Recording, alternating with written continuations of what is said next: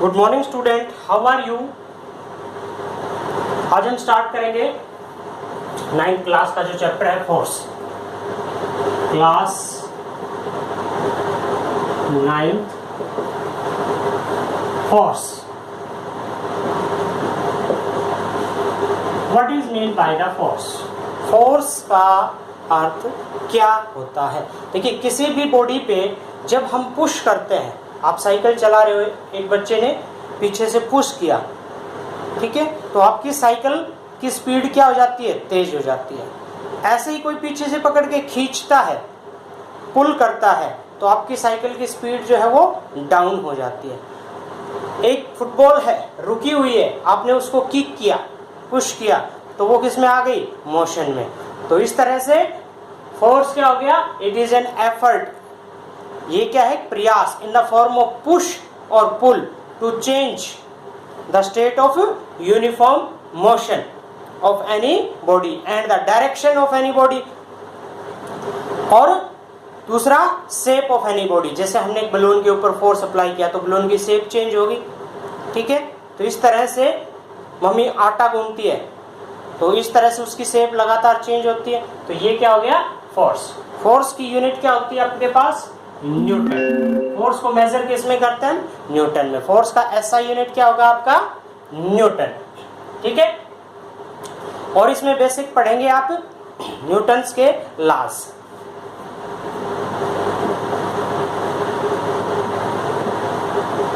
Newton's law of motion. तो basically 3 Newton's के law आते हैं। न्यूटन्स फर्स्ट लॉ,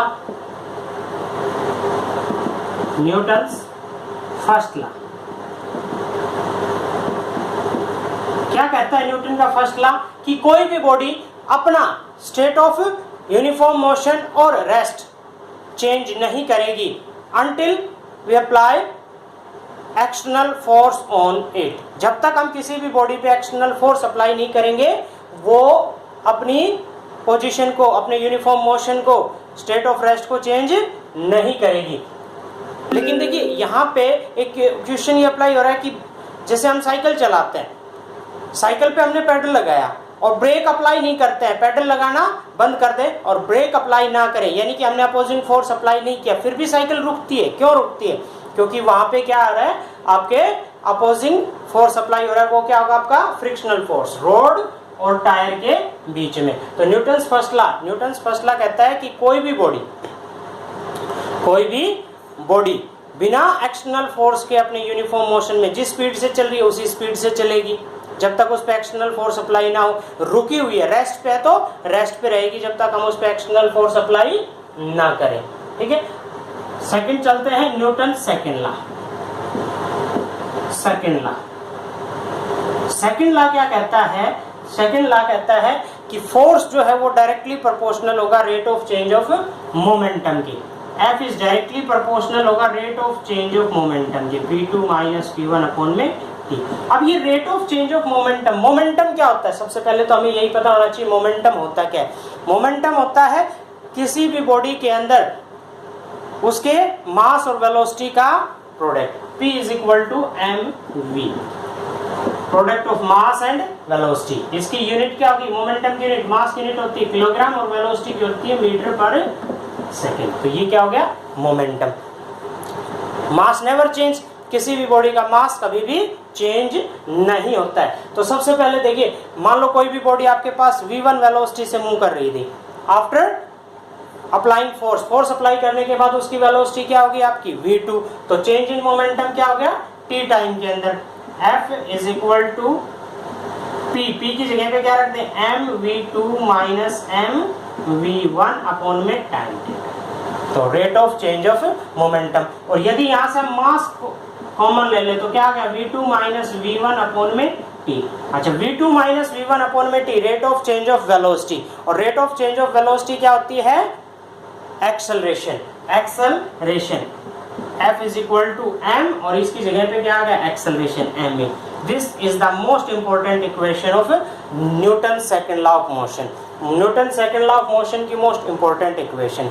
एक्सेलरेशन क्या होता है कि कोई भी बॉडी जिस वेलोसिटी से ट्रेवल कर रही है आफ्टर अप्लाइंग फोर्स, उसकी वेलोसिटी चेंज हो जाए। डिक्रीज भी हो सकती है, इंक्रीज भी हो सकती है। जब वेलोसिटी इंक्रीज होती है तो एक्सेलरेशन, और वेलोसिटी डिक्रीज होती है तो negative acceleration. And negative acceleration is called retardation. Negative acceleration को हम क्या कहेंगे? रिटार्डेशन। और एक्सेलरेशन की यूनिट क्या होती है? एक्सेलरेशन की यूनिट होती है मीटर पर second square, unit of acceleration. ठीक है, अब चलते हैं Newton's third law of motion. Third law of motion,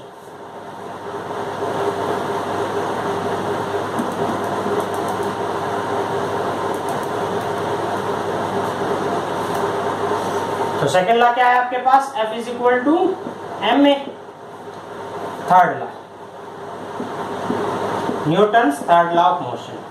third law of motion क्या कहता है? न्यूटन का थर्ड लॉ ऑफ मोशन ये कहता है कि किसी भी बॉडी पे हम फोर्स अप्लाई करते हैं तो बॉडी हमारे ऊपर इक्वली एंड अपोजिट डायरेक्शन में फोर्स अप्लाई करती है। जैसे ये कोई भी टेबल है, इस टेबल के ऊपर कोई भी बुक रखी हुई है, तो बुक क्या कर रही है? अपने वेट के अकॉर्डिंग फोर्स अप्लाई कर रही है नीचे की तरफ, और बॉडी इसके ऊपर की तरफ फोर्स अप्लाई कर रही है। ठीक है, तो फोर्स यहाँ पे कैसा हो गया? Balanced force.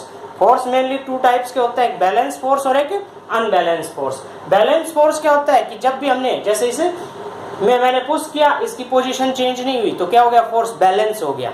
ठीक है, हम किसी भी बॉडी को पुश करते हैं या पुल करते हैं, वो अपनी पोजीशन चेंज नहीं करती, वो जिस स्पीड से चल रही है उसी स्पीड से चलती रहे।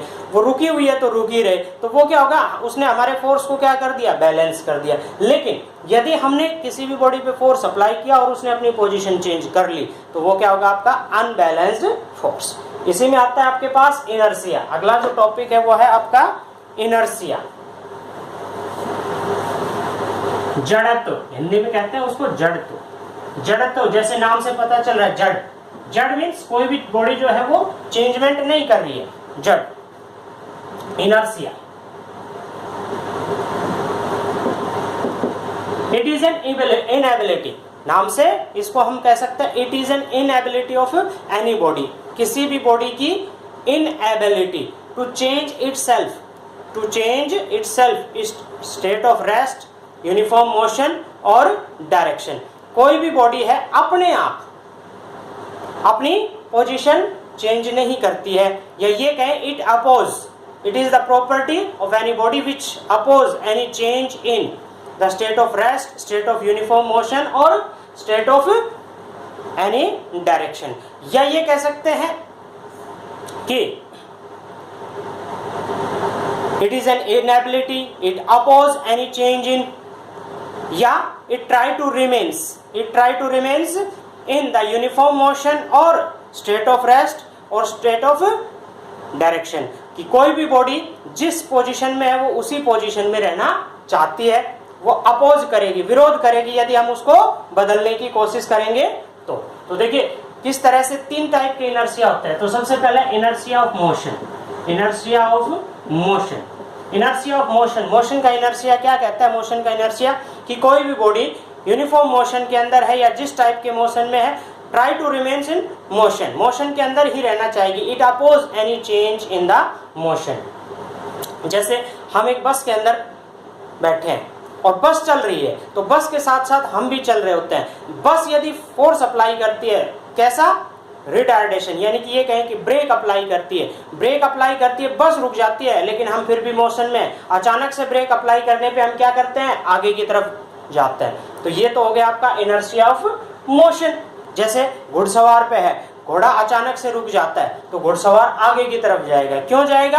क्योंकि घोड़ा और घुड़सवार दोनों किस में थे? आपके मोशन में। घोड़ा किस पे आ गया? हॉर्स में आ गया, रेस्ट पे, बट उस पे जो राइडर था वो किस में था? अभी भी मोशन के अंदर। तो इसके वजह से क्या हुआ? वो आगे की तरफ गिर गया।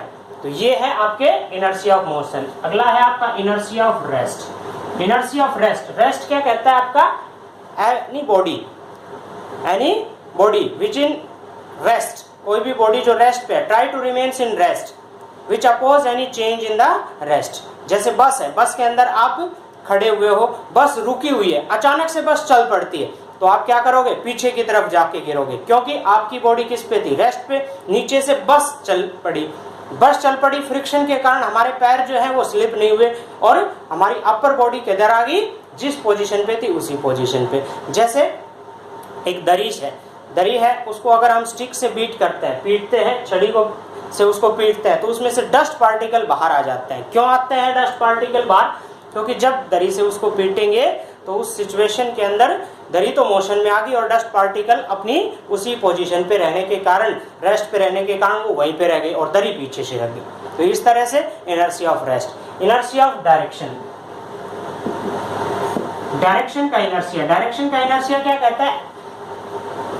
Any body which oppose any change in the direction of body, कि बॉडी के डायरेक्शन में चेंजमेंट का अपोज करेगी। जैसे हम क्या कर रहे हैं, किसी गाड़ी के अंदर बैठे हैं तो गाड़ी एकदम से टर्न कर जाती है, तो हम किधर जाते हैं, उस अपोजिट डायरेक्शन के अंदर, यानी कि खिड़की की साइड हम जाके गिरते हैं। जैसे ग्राइंडर मशीन आपने देखी होगी, चाकू को धार लगाने वाली, उसमें क्या होता है कि धार लगा रहे होते हैं, चाकू से निकलने वाली जो चिंगारियां हैं वो किधर जाती हैं, एक डायरेक्शन के अंदर। गाड़ियों में कीचड़ के अंदर होता है, जैसे ही कीचड़ से सना टायर ऊपर की तरफ घूमता है, कीचड़ सीधी डायरेक्शन में इस तरह से जाता है। जैसे इस डायरेक्शन में है तो इधर गया, इस डायरेक्शन में है तो इधर गया, यानी कि बॉडी अपनी उसी डायरेक्शन में रहना चाहती है। ठीक है, तो हमने इनर्शिया पढ़ा, न्यूटन्स के लॉ पढ़े और फोर्स पढ़ा। तो अगले टॉपिक में हम इसके क्वेश्चंस को सोल्व करने की प्रैक्टिस करेंगे। तब तक के लिए आप सबको बाय।